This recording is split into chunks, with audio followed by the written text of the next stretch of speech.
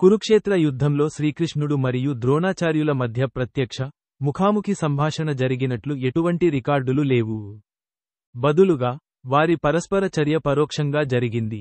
కృష్ణుడు బలీయమైన యోధుడు అయిన ద్రోణాచార్యుడిని నిరాయుధుడిని చేసి ఓడించడానికి ఒక ప్రణాళికను రూపొందించాడు. ఇందులో ద్రోణాచార్యుడి కుమారుడు అశ్వత్థామ చంపబడ్డాడని ప్రకటించే వ్యూహం ఉంది. దుఃఖంలో ఉన్న ద్రోణాచార్యుడికి యుధిష్ఠిరుడు వ్యూహాత్మకంగా తప్పుడు నివేదికను అందించాడు. 1.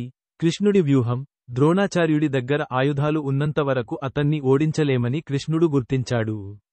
అందువల్ల అతని ఆయుధాలను విడిచిపెట్టమని బలవంతం చేయడానికి ఒక పథకాన్ని రూపొందించాడు. 2. అశ్వత్థామ మోసం.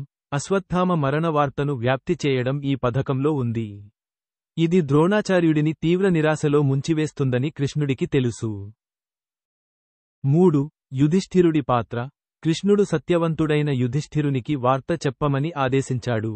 అశ్వత్థామ చనిపోయాడు, ఆ పేరుతో ఉన్న ఏనుగును సూచిస్తూ, అని ద్రోణాచార్యుడికి చెప్పడం ద్వారా, గురువు దుఃఖంతో తన చేతులను వదులుకుంటాడని భావించారు. 4. ద్రోణాచార్యుని అంతిమ యుద్ధం. మోసం తర్వాత, తన కొడుకు మరణించాడనే వార్తతో కలత చెందిన ద్రోణాచార్యుడు తన ఆయుధాలను పక్కన పెట్టి, తదనంతరం ధృష్టద్యుమ్నుడి చేతిలో చంపబడ్డాడు. మరియు 5. పరోక్ష సంభాషణ.